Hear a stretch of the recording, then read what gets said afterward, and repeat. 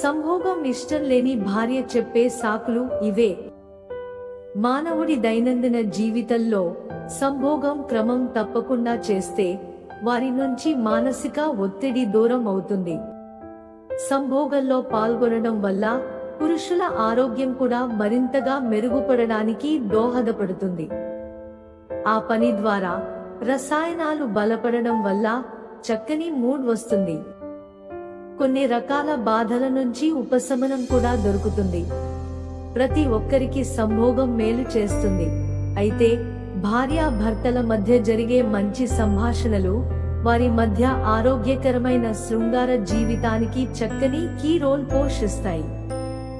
భర్త తన భార్యను ఆ పనిలో పాల్గొనేందుకు పిలిచినప్పుడు ఆమెకు ఇష్టం లేకపోతే రకరకాల సాకులు చెబుతుందట.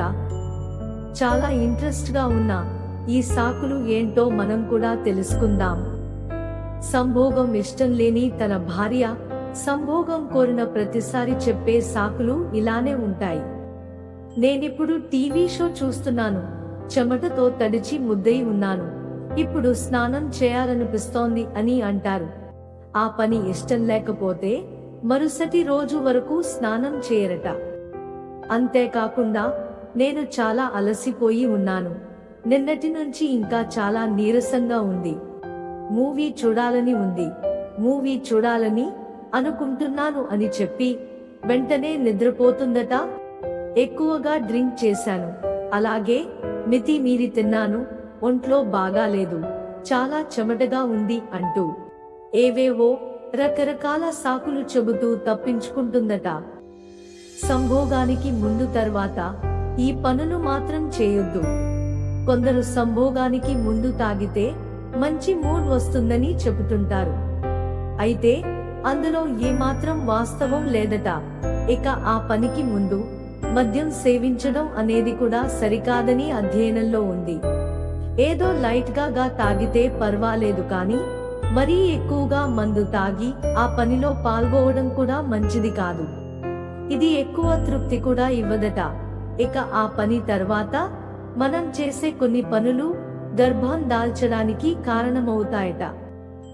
కలయిక తర్వాత పొత్తి కడుపును పైకి ఎత్తకూడదట. అలా ఎత్తడం వల్ల మహిళలు త్వరగా గర్భం దాల్చే అవకాశాలు ఉంటాయట. ఇక ఆ పనికి ముందు కొందరు స్నానం చేసేందుకు ఇష్టపడరు. సంభోగం తర్వాత స్నానం చేద్దామన్న ఆలోచనలో ఉంటారట. అయితే భాగస్వామితో కలయికకు ముందే స్నానం చేయాలట. ప్రైవేట్ భాగాలను ముందే శుభ్రం చేసుకుంటే ఆరోగ్యానికి మంచిదట. మరీ ముఖ్యంగా సంభోగంలో రకరకాల విధానాలతో చేసేవారు తప్పనిసరిగా ముందే స్నానం చేయాలట. లేకపోతే జననాంగాల ద్వారా బ్యాక్టీరియా పలువురికి వ్యాపిస్తుందట. ఇక ఆ పనిలో కలయిక ఆస్వాదించడానికి కొందరు టాయ్స్ వాడుతూ ఉంటారు. అయితే ఆ టాయ్స్ ను ముందుగా శుభ్రం చేసుకున్నాకే వాడాలట. లేకపోతే ఇతరత్రా ఆరోగ్య సమస్యలు వచ్చే ప్రమాదం ఉందట. ఇక ఆరోగ్యం కోసం కూరగాయలు, చిక్కుళ్ళు, తృణధాన్యాలు తీసుకోవచ్చట.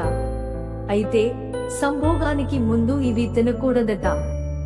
ఇవి తింటే గ్యాస్ సమస్య వచ్చే ఛాన్స్ ఉందట. ఇక ఆ పనిలో పాల్గొనడానికి 1-2 గంటల ముందు అధిక ఫైబర్ ఫుడ్స్ తినవచ్చట. ఇక సంభోగంలో పాల్గొనేటప్పుడు మంచినీళ్లు పక్కన పెట్టుకుని మన అవసరాలకు తగినట్టుగా తాగితే శరీరానికి, ఆరోగ్యానికి ఎంతో మంచిది. ఇక మధ్యలో సెరోటోనిన్ స్థాయిలను పెంచే విధంగా మీరు ఒక చిన్న చాక్లెట్ ముక్కను కూడా తీసుకోవచ్చని నిపుణులు చెబుతున్నారు.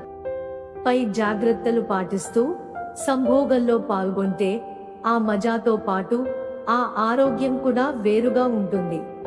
మాకు మీ సపోర్ట్ కోసం ఛానల్ ని లైక్ చేసి సబ్స్క్రైబ్ చేసుకోండి.